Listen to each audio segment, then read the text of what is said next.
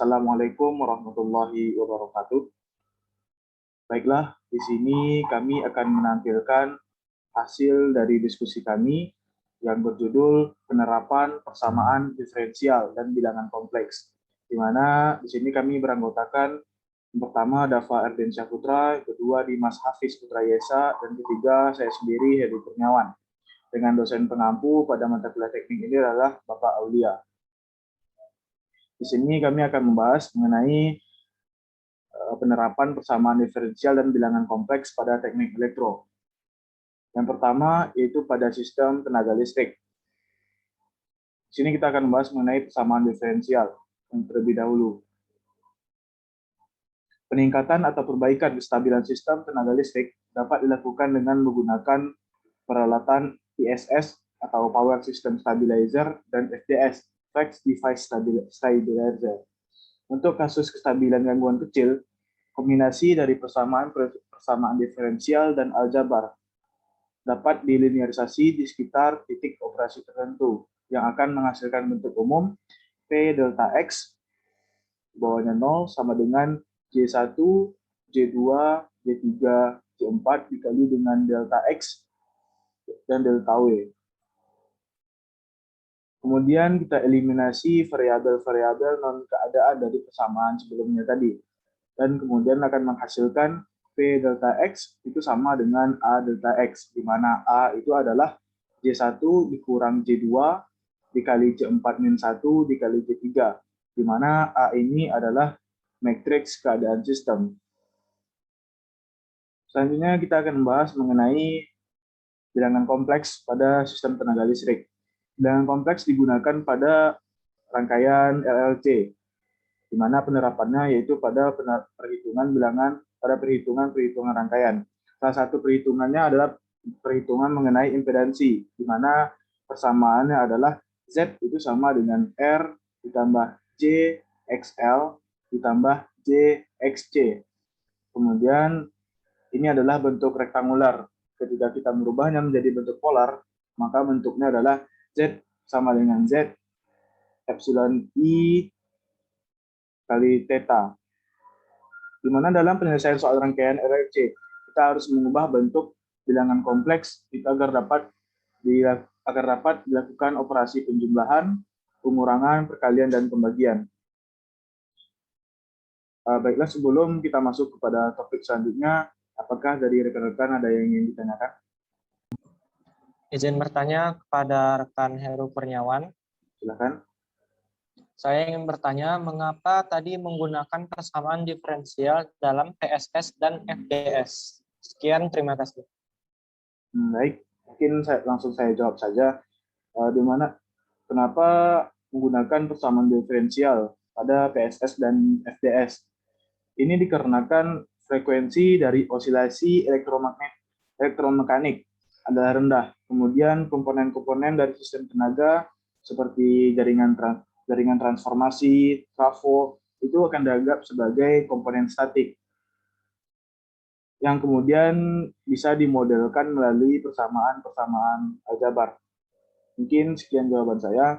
Untuk selanjutnya mengenai tegangan tinggi, penerapan persamaan diferensial dan bilangan kompleks pada bidang tegangan tinggi akan disampaikan oleh rekan saya, Dimas Hafiz Putra Yesa. Kepada Dimas, silakan. Baik, terima kasih kepada Heru Kurniawan. Di sini saya akan menjelaskan pada kelistrikan tegangan tinggi. Yang pertama adalah persamaan diferensial. Persamaan diferensial digunakan dalam metode perhitungan arus analisis medan magnet di bawah saluran transmisi 275 kV yang menggunakan metode elemen hingga. Intensitas medan listrik ditunjukkan sebagai E dan kerapatan arus sebagai J. Maka E dan J mengikuti persamaan konstruktif, yaitu di mana J sama dengan sigma E. Kemudian medan listrik induktifnya menjadi del nabla del dikali E sama dengan negatif turunan parsial dari B terhadap T. Next, moderator. Kemudian substitusi bentuk vektor potensial pada B ke dalam persamaan berikut. Setelah disubstitusikan, dalam kasus dua dimensi, persamaan di atas dapat diintegrasikan untuk menghasilkan E sama dengan min A dikurang nabla del dikali V. Kemudian pada hubungan konstitutif, persamaannya digunakan untuk menghasilkan J sama dengan negatif sigma dikali A dikurang negatif nabladal dikali V. Kemudian disubstitusikan ke dalam persamaan yang akan menghasilkan persamaan diferensial parsial. Seperti yang dapat kita lihat pada gambar di bawah ini. Next. FEMM menganggap persamaan sebelumnya untuk kasus di mana medan berosilasi pada satu frekuensi tetap.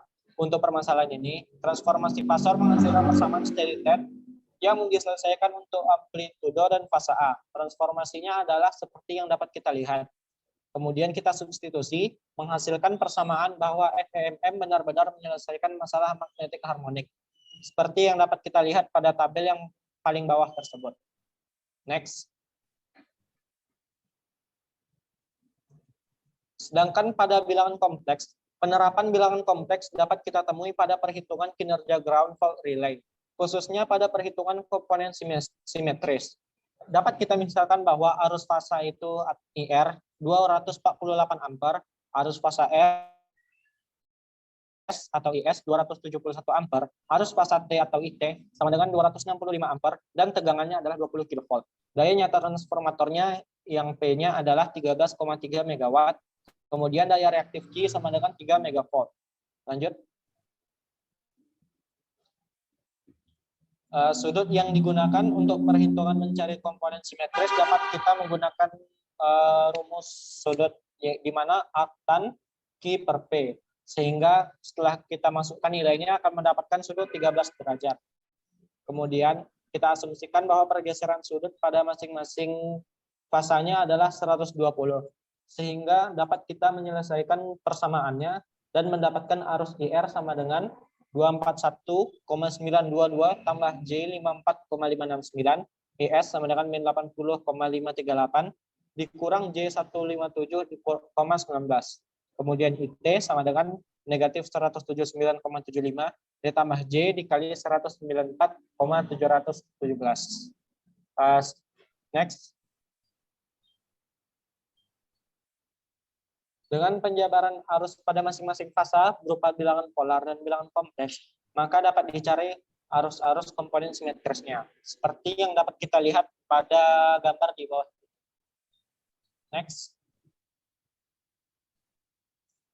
Dengan mengetahui masing-masing komponen urutan simetris, maka arus residu yang mengalir ke relay gangguan tanah dapat dicari dengan IR sama dengan 3 dikali GO. Lalu kita masukkan apa yang kita dapat sebelumnya, kemudian didapatkan hasil 20,664, sudut negatif 153 derajat ampere.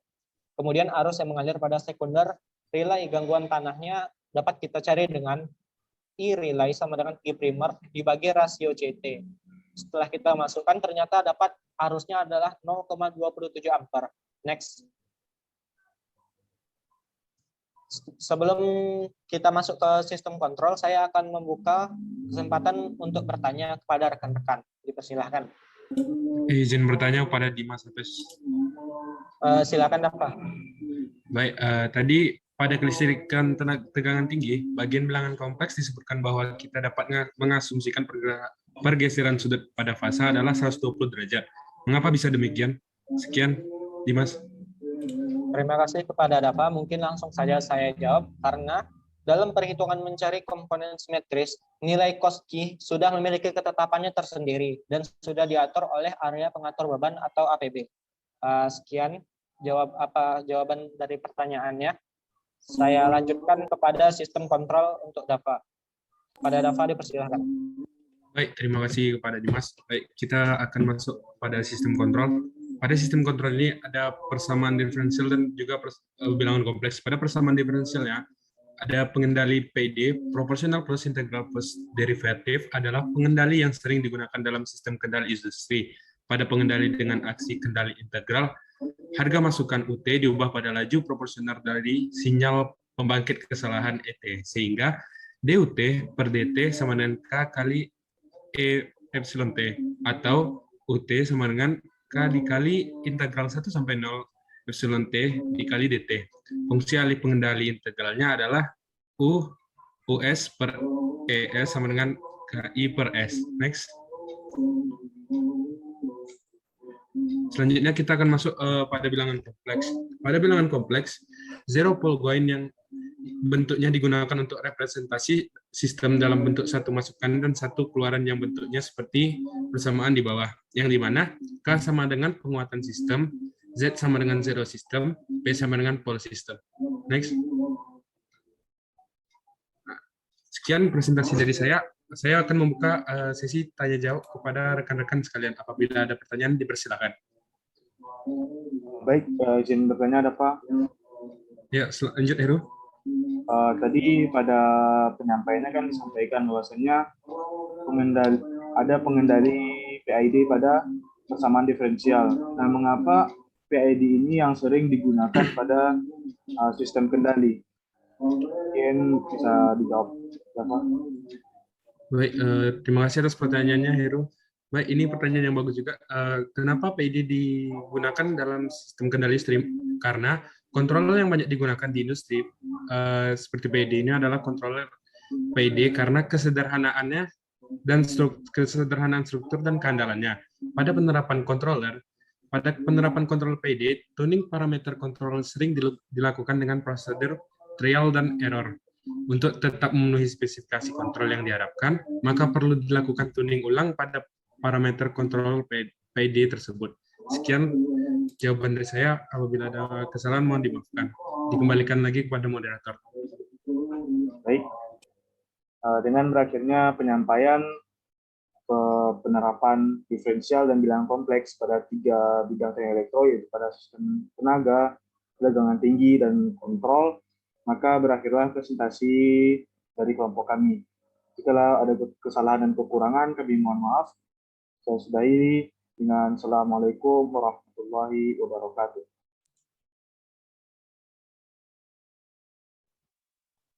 Dah.